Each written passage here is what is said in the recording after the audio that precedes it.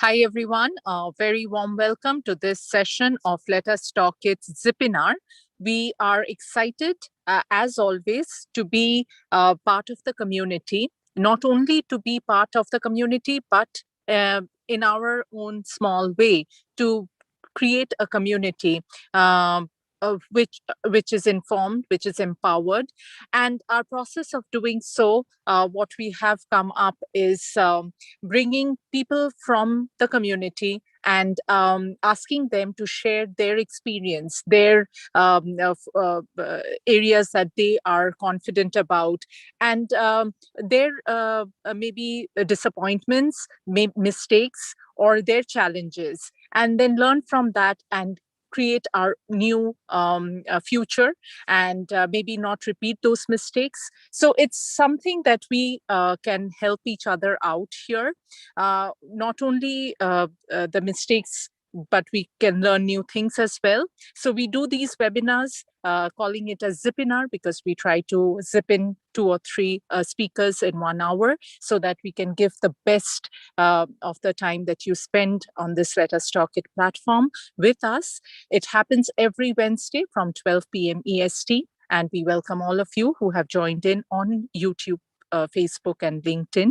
And we appreciate every feedback, comment that we get, and we always work on that. So if you have joined in and if you know anyone who would be interested, please share the link or connect with us on webinar by emailing us at webinar@letustalkit.com.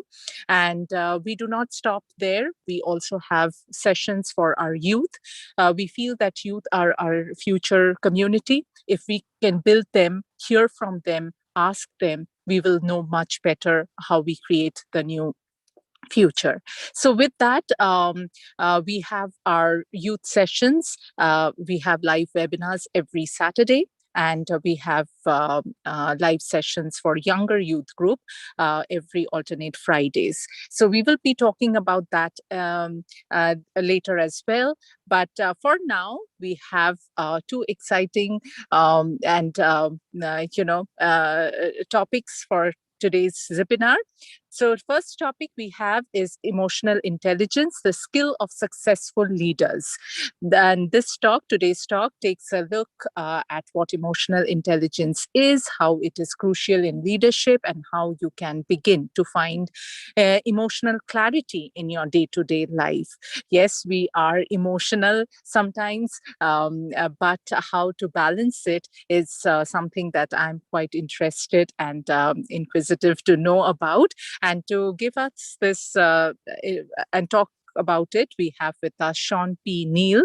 He's the founder of Success Leadership Development and Switchpoint Events, an entrepreneur at heart. He has been building successful leaders by training, consulting, and coaching professionals in myriad industries since 2009. Shawn challenges you to dive deep into your relationship to the most important aspect of your professional and personal life. That's your emotions. Audiences quickly tune in to a state of positivity and self-awareness, opening a new paradigm that creates opportunities for happiness and fulfillment. Welcome, Shawn. Our absolute pleasure to have you. Over to you. Excellent. Thank you so much. And it's great to be here.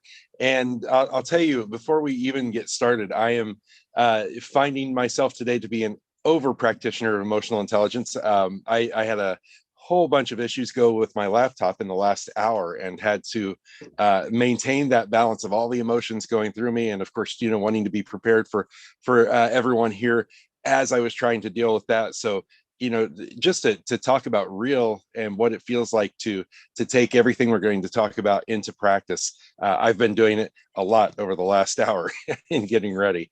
Again, thank you all for having me. I really appreciate it. I'm going to go light on the slides today because I really just want to talk to you about what emotional intelligence is and what it means to leadership and to those who are in leadership, and also really how it affects us as human beings in all of our relationships, not only with others, but with ourselves. So a little bit of quick history on me. I've been doing this since 2009. I left my last job, I'll put it in air quotes there, in 2009 to start out on this adventure. And what I have found throughout the years is that people are strikingly similar as you meet them and you find out that we have a lot of the same struggles. Some of us have the skills to deal with it, and we work through those emotions and struggles. Other people suppress those emotions and struggles, and some have unregulated emotions due to stress and struggles. And you know what I'm talking about if you have ever experienced that. So I'm just going to kind of get us started on what is emotional intelligence. If you're familiar with this, this is just a recap. If you've never heard of it, I'm going to try and give you enough explanation so that it makes sense. So emotional intelligence is this idea that we can regulate, understand, recognize, label, and express our emotions effectively. And that's a lot to take in, but I'll go through each one of them just briefly. So we'll start with recognizing emotions. What happens when you experience an emotion? A lot of times that emotion can, as it affects our decision making and whatnot, it can sneak up on us very, very quickly. In other words, we're in a conversation with person X at the office, and person X, in telling you something, says something that strikes a nerve with you. And you know what I'm talking about. But before we even recognize what's happened, we've already responded by saying something back. And then we stop and we go, oh, I shouldn't have said that. Now, I can't really see anybody out there, but I'm going to say, if you've experienced that, just give yourself a little nod on the head if you've ever said something because that emotion took over.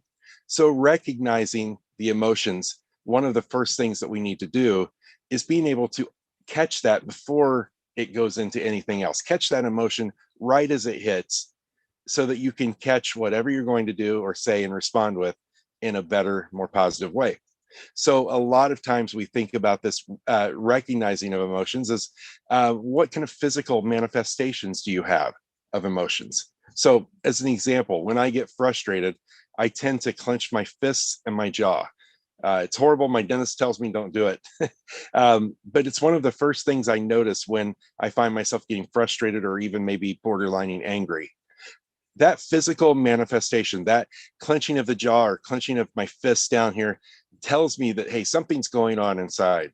And the minute I recognize that, now I've got an option to do something about it. So recognizing is that first step. Understanding the emotions that we're then experiencing, completely different story. What I mean by that is sometimes emotions will surface and we will feel angry, but the underlying emotion may actually be sadness or hurt or betrayal. And so understanding what emotions are really at play within your inner self will help you as you begin to manage it. As we start to understand what emotions are happening, we need to label them correctly. That's the label part of it. That means we've got all of these words in language and linguistics that represent emotions, and we don't typically use more than 12 of them in any given day. So getting very specific about what emotions are and what emotions we're experiencing are is very important. If I tell you that I'm angry, that's different than being mad. Now, I recognize the fact that a lot of us may use those interchangeably all day long. You may say angry when what you really mean is mad, or vice versa. But as you begin to narrow down into those things, you start to see that there are very big differences. And once you define that, then you start to say, okay, maybe there's a different response for mad than there is for angry. I'll tell you one of the two that are the most interesting to me that people confuse all the time, and that's envy and jealousy. I'll give you just a second to think about that. Envy versus jealousy. And what happens is we tend to say, I'm jealous of something rather than I'm envious of something. Jealousy involves relationships. We can be jealous of another person in a relationship. Envy typically revolves around objects, but we use them interchangeably. And to know specifically what emotion we're experiencing, we can have an appropriate response for it. So we've covered recognizing, understanding, labeling. Now, what about expressing? I remember one of my favorite teachers in the field of emotional intelligence, his name is Mark Brackett. And one of the things that he does when he's in front of a group is he always asks, how many people out in the audience are parents? So I'll give you a chance to just do that. If you're a parent, raise your hand, nod your head, chuckle to yourself, do something to acknowledge that. And then he asked this next question. How many of you have had raging anger towards your children? And almost everybody keeps their hand up in the air. The point of the story is that all emotions are acceptable. All actions are not. How we express our emotions is going to be the hinge pin on how we evolve through our emotional intelligence. So finally, regulating emotions, that final R in the series, regulating emotions. And that's the big one because that requires self-control and it requires a skill set known as emotional intelligence in order to do that. Regulating emotions, we don't say controlling, we talk about regulating because here's the thing. I want to be very specific with you. Oftentimes when we talk about emotional intelligence, we talk about negative emotions and how emotional intelligence can help us through negative emotions. But I just recently experienced a moment where my emotional intelligence wasn't on key. I wasn't as tuned into it as I should have been. And I committed a yes because I got really excited about an offer someone had given me. And I committed a yes before I thought about it. And I realized after the fact, and this was about 5 minutes after I hung up the phone, that I should have taken time, put a pause on it, evaluated the actual offer compared to the emotions of excitement I was feeling, and then made a decision. So regulating those emotions oftentimes means taking a few minutes away, taking a walk, giving it time to process so that you can do an appropriate expression of whatever emotion, make a good decision of whatever you need to make a decision on. So there very quickly is a recap of what emotional intelligence is. Now that definition that I just gave you is actually an acronym and it comes from Yale University. So I encourage anyone that's interested to look up RULER, ruler, at yaleuniversity.com. I believe it's .com. And you can find that. And it's a great tool to just help you kind of stay aware and be aware of what your emotional intelligence needs to look like.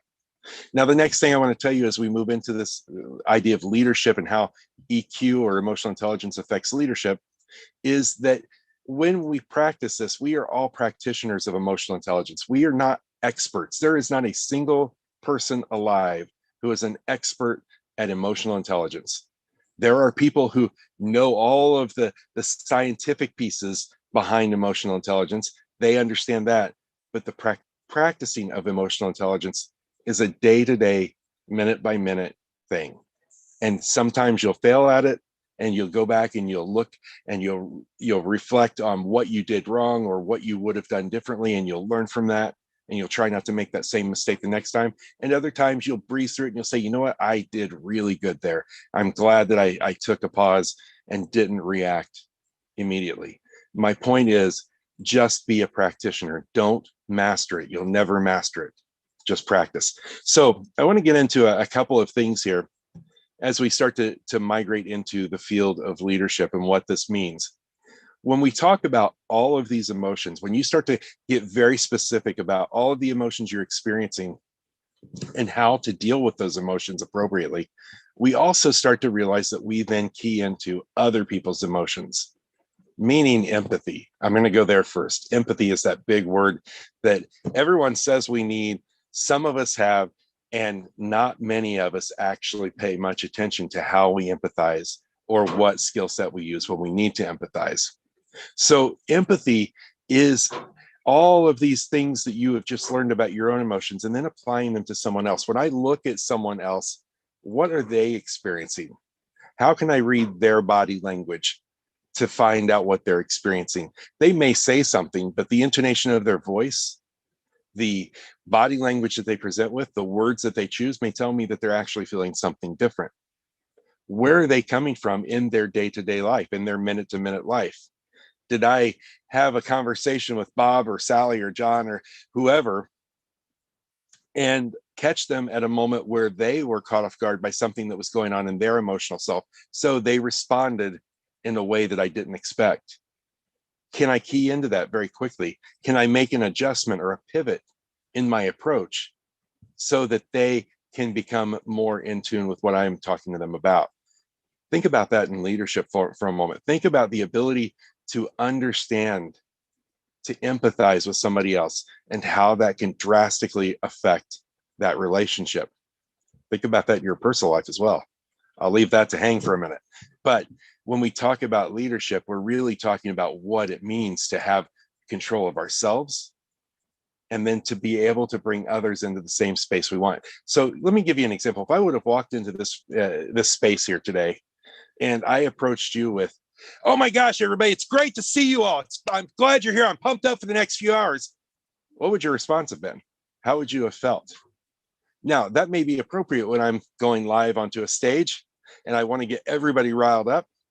That's using emotional intelligence to get my audience where they need to be. It's getting my team keyed up to where I need them to be. Maybe I need them to be energized, but I need them to also be focused. And how can I approach that to bring my team into the same space I need? It's understanding how those emotions work within each other. So leadership is very much impacted by emotional intelligence, and your team will absolutely grow if you're using emotional intelligence. And get this, if you're gifting them the opportunity to learn emotional intelligence along the way as well, and to express themselves. Now, I'm going to talk a little bit about some things, but I want to share a couple of screens as I move forward. So let me, as I am talking to you here, I want to have you think about just a couple of things like the emotions here that we have. And I'm going to hit this into screen share mode. And then I'm going to have to do a very quick presenter mode. So hopefully you can all see that. These are the 4 basic emotions that I want you to think about. We have happy, scared, sad, and of course there on the end is mad. And if you break those down, then you can start to get some more specific emotions. So, and by the way, we've got glad here replacing happy down at the bottom. I just realized that was a typo in this one. So happy can also mean joyful, flattered, glad, things like that. Scared, you can be actually feeling unprotected or shocked. Mad can be anger, fury, hateful. There's a realm of emotions for each one of these. And sad, maybe you're feeling hurt, lonely, or sorry. So think about these things when you're going in and working with your team or your group, or even in your own personal relationships. This is the foundation of EQ, self-awareness. Number 1, know the difference between feelings and actions. As we talked about, all feelings are acceptable, but not all actions. The second point here is recognizing that others are mirrors for ourselves. Think to yourself, what is my role in this? So often we do not think, what is my role in this? We want to take that opportunity to think about how someone else has messed up. What is my role in this? How have I affected someone else? Are they reacting because of something I said? Because my emotions aren't necessarily in control at this moment. The third one's my favorite to say. It's a fancy scientific term, the neurobiology of authenticity, but very simply, it's that gut feeling. It's all of those things that come into our senses. It's what we see, the subtleties in body language, the things that we hear, the intonation of voice, things like that. It is all of the words that people choose. It's all of that stuff that accumulates in our amygdala, and we call it the gut feeling. Pay attention to that gut feeling. I'm telling you, there's a reason it's there. If you're talking to someone and your gut feeling says this is not going the right direction, your intellectual feeling says, I don't know why that doesn't make sense, give it a pause. Pay attention to your gut. Finally, develop a personal mission statement, a set of guiding principles that drive you to do what you do. I tell you this because many, many times we are just on autopilot. We are on autopilot. So understanding what your purpose is, what are the principles that get you there, is incredibly, incredibly helpful to building your self-awareness when you're making decisions in an emotionally intelligent space. We've talked about this, so I'm going to skip this, but just reminding you, getting really clear about how your emotions manifest themselves. There is ruler. And here is finally what we call the meta moment. So this is very simply a process that you can use if something happens that stimulates you emotionally. And by the way, this happens all of the time throughout your day, I promise you. So pay attention. Number two, sense what's going on. That's the understanding how those emotions are manifesting themselves within your body. Number three, stop, take a pause, take a break. Number four, see your best self. A lot of times I tell groups the best way to do it is just to simply ask, would so-and-so in my life, and maybe it's your mother, your spouse, somebody you respect, would they appreciate and agree with what you're about to do or what you're about to say? That's a great way to help you see your best self. If you say in your mind that no, they probably wouldn't approve of what you're about to say or do, then you should probably change your course of action. Which leads us to number five, strategize. Strategize, strategize, strategize. How are you going to get through whatever this is that's creating that emotional experience? You need to make a plan. Sometimes it's a big plan. Sometimes it's an instantaneous plan that happens on the spot. And number six, of course, all of our favorite, succeed. So I'm going to leave it there.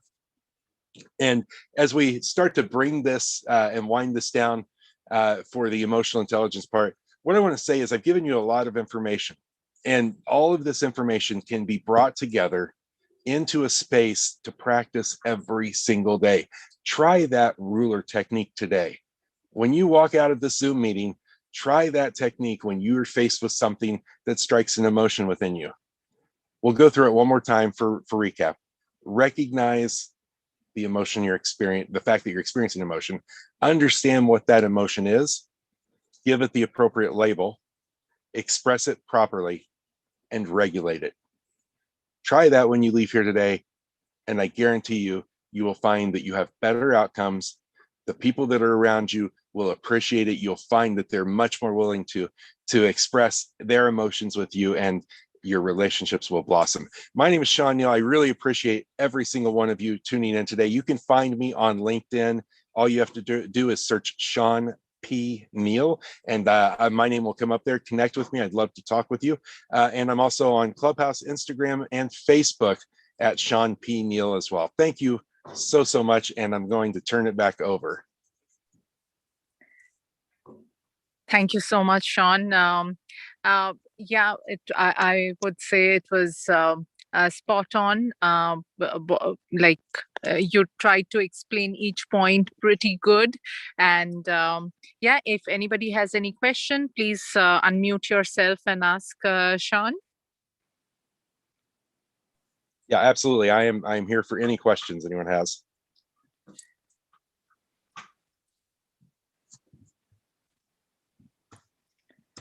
It's a great session. Thank you, Shawn. Appreciate your time for the community. Definitely will stay in touch. Excellent. Thank you. Question, if that's okay. What do you do when there's certain people in your life that know how to trigger you or press your buttons? How do you prevent yourself from reacting how you usually react? I mean, it's easier to ignore strangers than it is, the people who know Absolutely. you better. Absolutely. So one of the things we didn't get time to get into is an exercise where you write down your triggers. And I encourage you to do this in some spare time. Sit down and really just create a list of all of those things that trigger you and what emotions they create. And you may add to that list throughout your lifetime. It's not something you're going to be all inclusive about the first time you write it. The reason we do this is because we want to create self-awareness around those. So the minute you recognize that trigger has been hit, you already understand what emotions you're about to experience, and you can take that pause. It's all about that pause. And the reason that we say that self-awareness is the key, because quite honestly and quite bluntly, once you become self-aware, then it becomes a choice. Once you become self-aware, it becomes a choice. And that choice is how you're going to respond. So becoming self-aware is the first thing when they hit that trigger, knowing what that is, recognizing that you have those triggers and that's one of them, and then taking that moment, taking that breath, taking that pause. What is my best self? How do I appropriately respond to this? And sometimes, let me tell you, I just had this the other day where I had to take about a day away and tell somebody I'd get back with them on something because I just needed to take some space, get away from the emotion of it, and get a little bit separated so I could actually go back and look at it logically. Does that make sense? It makes perfect sense. Thank you. I'll definitely do that exercise. All right, perfect. Thank you. Any other questions? I'm happy to answer. Could you give one like example that fascinated you, like how emotional intelligence from your life or anybody or any client that you helped? Sure. So I'll do this as quickly as I can in respect for everyone's time. My group was teaching a class to a group of people who had had felonies. They had been convicted felons, and basically they took our emotional intelligence class combined with some type of trade class, and then their felonies were expunged and they were helped for job placement. A very great program. We had one young lady that was part of our group. She came in and was completely off one day. You just, by looking at her, you knew something was wrong. And so we asked her, if anything was going on and if there was anything we could do to help. And she expressed to us that her son, who I think was 3 or 4 at the time, was about to go see his dad for a day. And she said, every time I have to get with his dad, they were separated, of course. And every time I have to get with his dad, it's like pulling teeth to get him to spend time with our son. He has no real interest in being a father. And she said it really honks her off. I'll put it like that. And she said, every time, and I just get so mad and I just don't want to see him. And so since we were in this emotional intelligence space, we started talking about that. We went through those steps of recognizing, understanding, labeling, expressing, and regulating emotions with her. And what we discovered was that the underlying emotion she was experiencing was sadness, because she wanted her son to grow up with a father because her father had not been as present in her life. And so it wasn't really anger, it was manifesting as anger, but it was really a sadness. So we asked her, we said, how do you address sadness in a different way than you address anger? And her answer was pretty profound. She said, you know what I'm going to do? I'm going to start diving down deep into spending time with my son. She said, because even if he doesn't have a dad that wants to spend time with him, he's going to have a mom that does. And it was an amazing transformation that we watched over the next few weeks as her attitude began to change towards that entire situation. And instead of being angry with the father, instead of holding these emotions in until she had to see him, and then who knows what explosive things could have happened, she changed her response because she realized what the real emotion was, and she's now had a much better outcome. So that's one that always sticks out to me and reminds me of how these skills actually work in real life. Wonderful. What an amazing example. So I guess it's more of like, it was in her. It was like she needed that someone to talk and let that thing, for her to understand what was lacking. That helped, to speak it out. That that I Yes. guess actually it's all that she did. Like nobody else could do anything. But a wonderful example. And thank you, Shawn, so much for your time, for accepting the opportunity so, willingly and happily. So we always appreciate that. And thank you so much once again. Thank you. Yeah. Definitely, you have said about, you have already told about the how people, if they want to contact you, they can do so. And now we move on to the second, our second topic for the our ZIPINAR. And this is a little different from what we now, when your emotions are at check, now what we have to do is work. And here our topic today is how to influence SAP products via customer voice and influence portal. As a user, consumer of SAP products, there is always this question on how one can influence the decision of SAP product developments to cater to the needs of business, and will the user voice be heard by the development teams? The session brings you an insight on how you could connect with SAP development teams to provide ongoing feedbacks and learn about new upcoming features. And to give this topic the light and the information it needs, we have with us Arvind. Arvind is a certified IT professional with 18 plus years of experience. He has cross-domain and techno-functional experience from DBA, NetWeaver basis, performance expert, technology consultant, people manager, product manager, program manager, technical product owner, and functional product owner as well. He has been a speaker at SAP Tech Ed since 2011. So it's been more than 10 years now. He has been a blogger and has written reasonable blogs in SAP SCN community. We are extremely happy, and it's a pleasure to have you, Arvind. Over to you.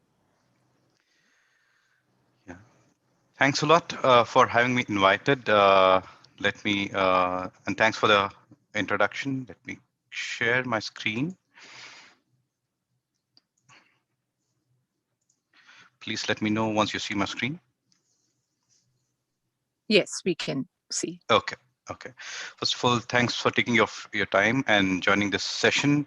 As Shawn said, there is a couple of things that flows on from his session on the emotional intelligence and how it can flow on to even for the customers or partners who use this SAP products. So even in here, we take the thing how the customer reacts or how he responds to the development.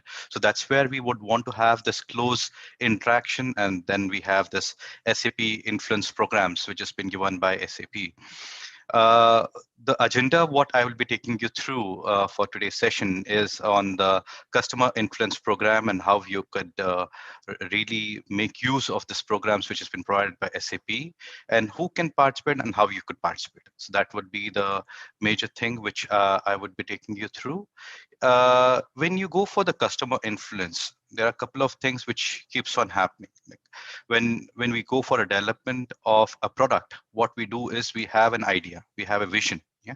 So when we have a vision, what we try to do is we try to innovate onto those part. Yeah. So we share those innovations with the customers, and then what we do is, and early adopters are there. So whenever a new product is released in the market, what they do is there are front runners who consume the product and they would want to give the feedback. Once the feedback is provided, then we see something like with a set of customers or partners, how do they feel with the product? If we see that their experience is good, then we go ahead and release this. After a lot of testing and activities, we release it to the customer.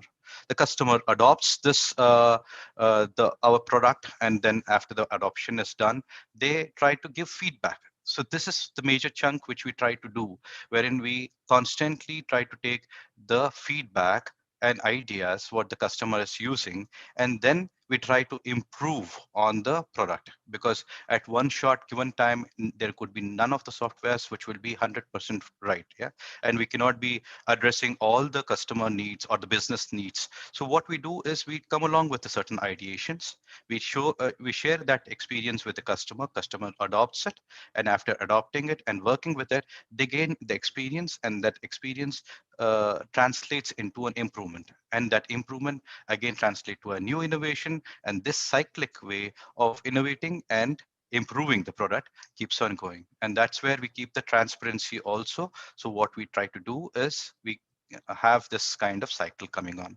For this, so each and everything, when we have an idea, yeah, so I have the icons been representing that same thing. When we have an idea, what we do is we share it with the customer. We try to pitch in, this is the roadmap which we have for a product, and how do you feel about it? Do you see that we are in the right direction, or do you see something like more improvements are required, or is this not a need at all? Yeah. Then what we do is we take the ideations, we take the brainstorming sessions into play. And after we do certain brainstorming, we collect whether we are in line of what we're trying to develop. Because then what happens is we are getting an early feedback from the customer. And with that, what we try to do is shape our roadmap accordingly so that there is a good adoption. And because it caters to the need of the customer's demand or the business demand. Yeah. So that is how we try to achieve. And for that, SAP has come along with a thing called Customer Engagement Initiative, CEI, wherein continuously we innovate, we ask questions that we are trying to come along with certain developments. Would you have the feel for it? And once they give this details, we will try to work on those, enhancing it into prototypes, and finally showcasing with the customer, co-developing or co-innovating with them. And finally, we come along with a product at this level where we try to release. Yeah. So once the innovation part is done, once the interaction is done, the customers would, or the partners would like to take the beta, that is even the one which is not still released. You would like to see the awareness of the program or experience the first hand how this would do. So you will try to use the, we give a license of 90 days trial wherein you could consume this software. You can run your data, business data with this, wherein the beta release is given and you can try and test. And once you're comfortable using the software, you can go for the license. So that is what we would try to do with the beta. And after that, you would want to now go, and you're the first adopters, you're the early adopter, it's got released and you would want to adopt it. So what you do is after the product is released, what you can do is you can be the early adopter. So again, we do it with the guided beta programs, wherein in here where we define, we can go with the freestyle testing of the software, or you could have a scope defined wherein you will test the software based on certain restrictions what we have given. So that thing can happen with the beta, which is a guided beta program or a standard beta program. So, and you adopt and give us early feedback. And then once you have used the software, you try to, now you have, would have gotten hands-on, you would have gotten experience how the business runs, and you see there might be small gaps, or maybe enhancing a couple of feature functionality would help the product to be more robust. Then what you do is we use customer connection, wherein you would suggest an improvement, and this is driven completely by the customers and the partners.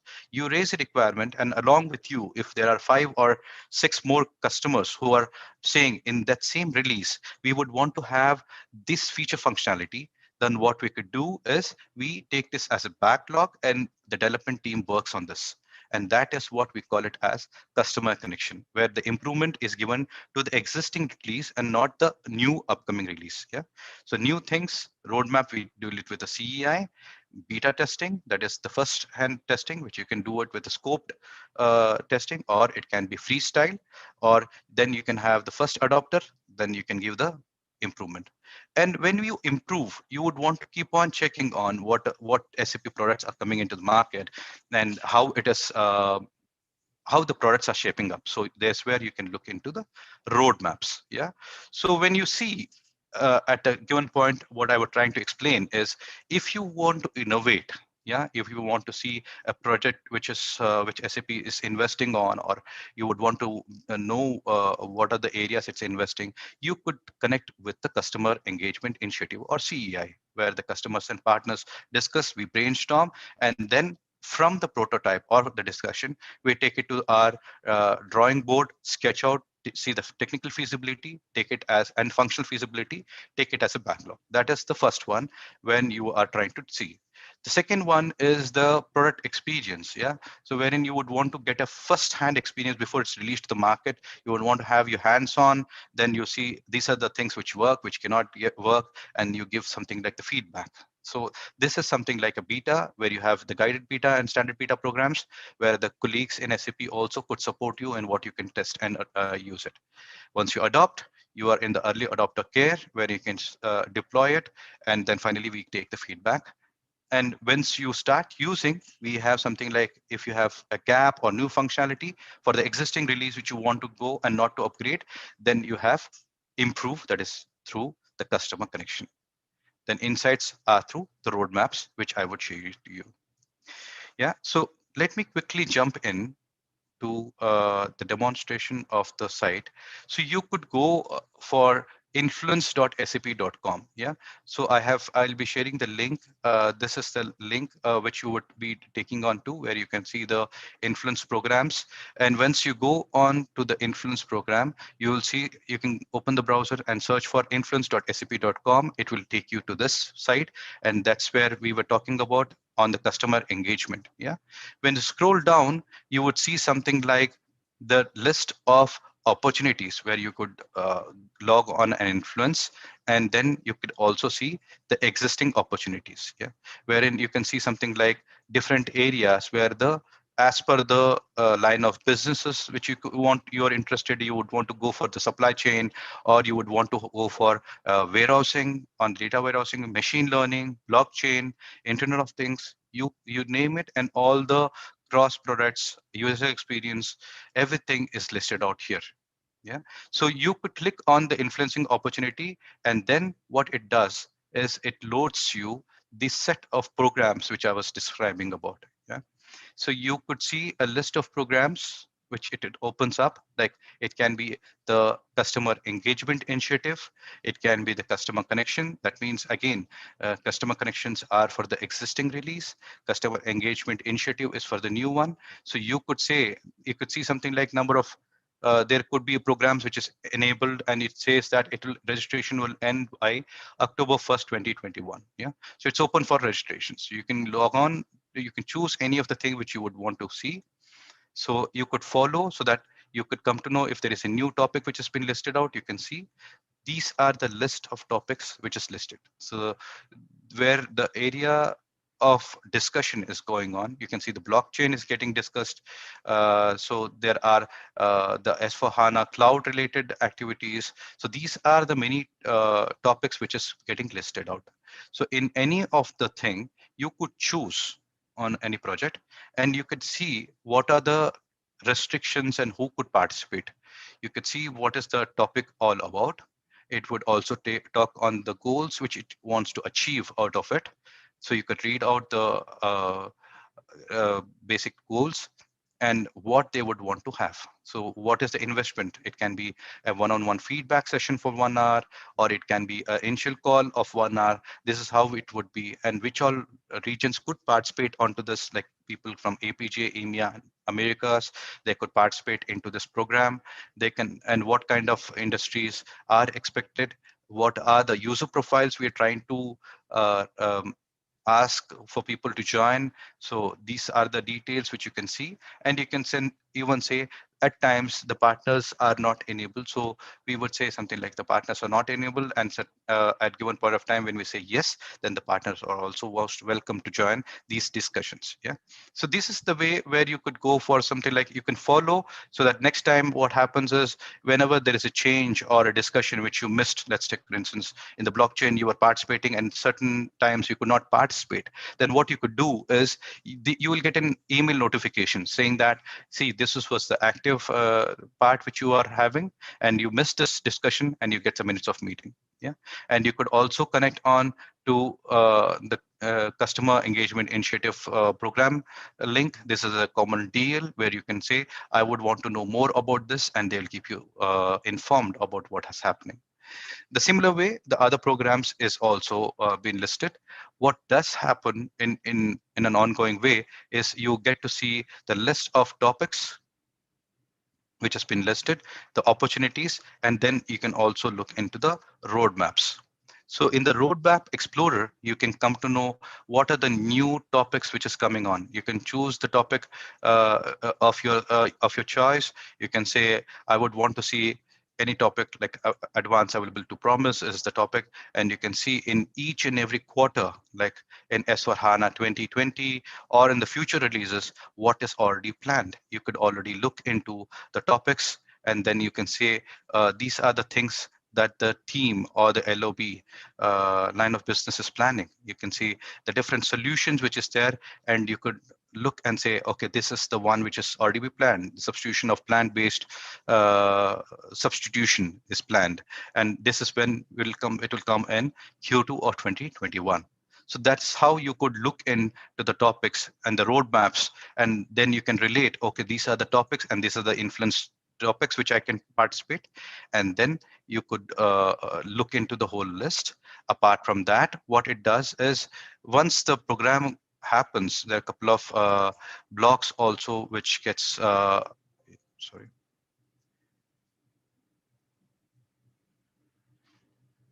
What does happen is there are a couple of things which happen. So as I said, there's a continuous innovation experience and adopt of sharing. The once the customer participates and works into any of the program, what happens is then we take an interview with the customer. Like for example, there was a technology from VASP Technologies, there was a CIO startup company, there was from Transaltus, from Nilgiris. There are many customers who come and participate, and then they give the feedback. They share their experience, how it was in connecting with any of the CEI or CC programs, and how it enabled them to work along. So you get to see the voice of how it was completely listed out, and then it will give you the details. So more of these things are there in the blog post, where you can see that the different innovation cycles, the customer connection, the customer engagement, the guided beta, the early adopter care. So all the information is provided, and then you could influence at this point. And you could also look in your free time the way the customer would influence and how they are getting benefited from continuously participating in any of these programs, and how they take a lead apart from the rest of the competitive market, yeah, being in place. So that majorly was the thing which I would wanted to take you through from the customer engagement.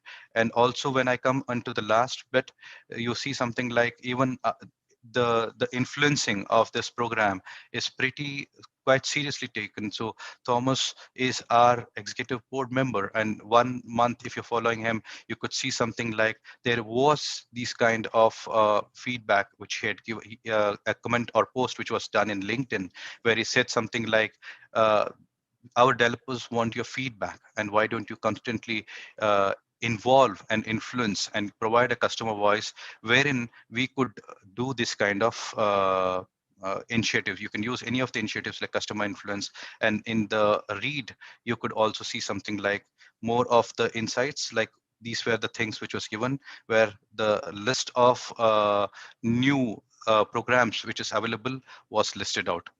Yeah, so that was the major thing which I wanted to share, and wherein you could take the lead in participating in any of the programs. Like it can be for the existing development, it can be a customer connection.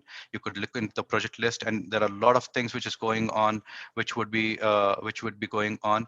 And or you could look into the new topics with the help of a CEI, or be a beta tester to test any of the things. So you could be associated to the development unit so closely that there is no marketing gimmicks over here. Yeah, you're directly talking to the customer.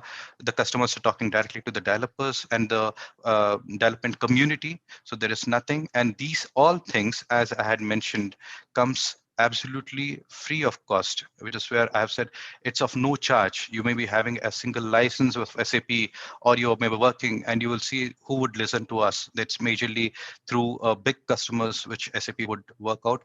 That's not the case. It can go on to any set of customers, and you would be in a position to influence the whole product. Yeah, and also learn about the roadmap. So that's what we have covered today on the customer engagement, being a beta, or it can be the early adopter, or the customer connection. So you could list on the list of products as per your need. You could connect on and influence the program with your thoughts and business requirement. And SAP does listen, and then it would also share your experience with other community members, so that they also take this step forward to influence on SAP topics. Yeah, so that is what it is. And you could connect with me again on the LinkedIn and also on the Twitter. So I've shared that Twitter handle and also my LinkedIn link for your reference. And I'm now open for the queries.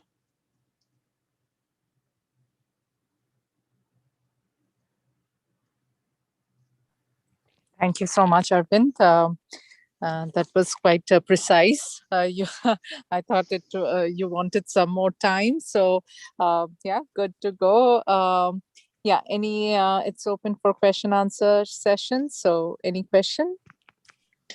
Yeah, thank you, Arvind. That's pretty good information at a high level that we usually will not get or hear much. And also, I see that you were you were also product owner for Fiori Elements. Yes. Yeah, that was interesting as well. So, what are the other topics you talk in general in terms of the latest technologies? And I mean, specifically for the suited for developers or functional consultants. Yes, so I just kept this topic more generic because it's a more of a program, but majorly I deal with advanced available to promise. So this is a supply chain topic wherein you would have one of the thing which is coming in is the advance available to promise. So whenever a customer requests for a product and the product is not available, then majorly right now what we consider it is to see an alternate product. Yeah, so take an alternate product and then give it as with the same fit, finish, and function. We try to replace it with a substitute product. So that is what we're trying to do for. It can be for a product, it can be for a location that can have a plant or a storage location. So we can I talk on those lines, and there are topics on the BOP, PAL, PAC, which is again all a part of advanced available to promise, which is again in the planning and manufacturing space. And apart from that, Fiori Elements, yeah, that was one of the topic which I worked as a product owner, a technical product owner for the framework of list, report, and object page. And that's where we define the structure, what has to be used by the app development teams. So that was the major two topics which I can really talk on in the recent times.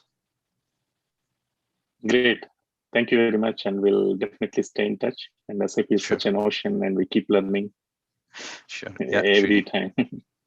Yes, thank you. For sure.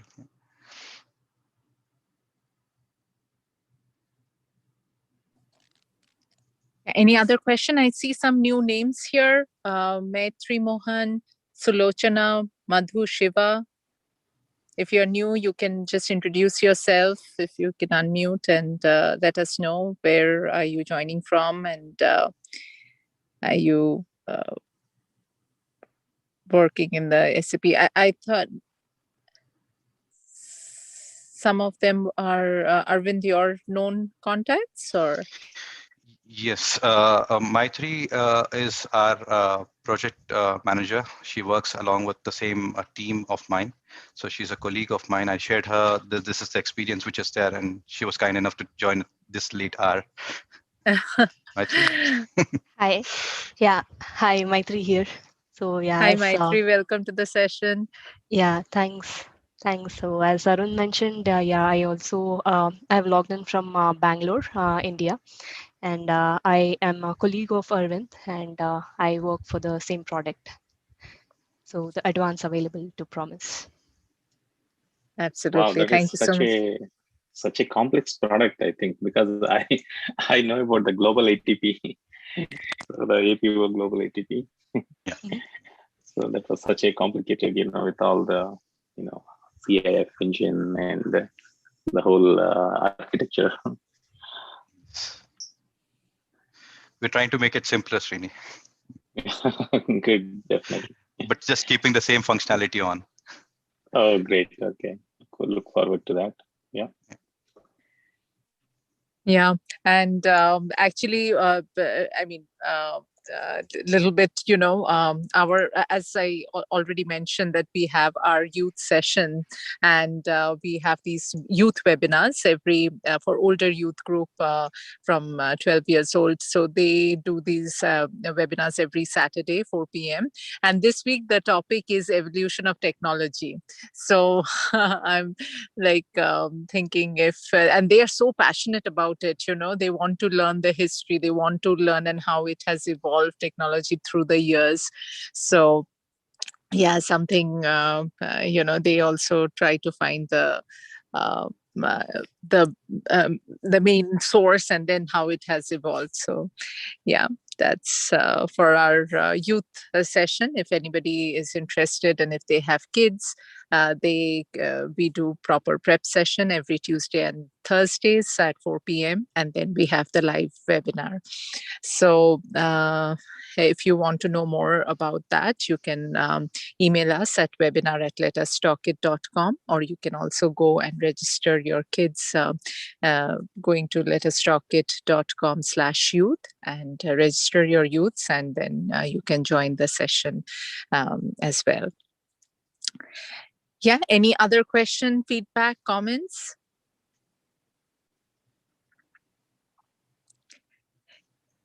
If not, then I think we will be again having another exciting ZIPINAR. Srini did coin the name ZIPINAR, and then it is trending, I think. And we are happy, and we hope that anyone who has joined in this hour late at night, or here in the US during lunchtime, we appreciate you joining us, and hope you have something to take back from these ZIPINARs. And if you have new ideas, or if you have anyone interested to be a speaker, please connect with us, and we will be happy to have you. And with that, we end this session. Everyone have a great week ahead, and we will see you next time. Thank you. Thank you all. Thank Bye-bye. you. Bye. Bye. Thank you, everyone. Thank you.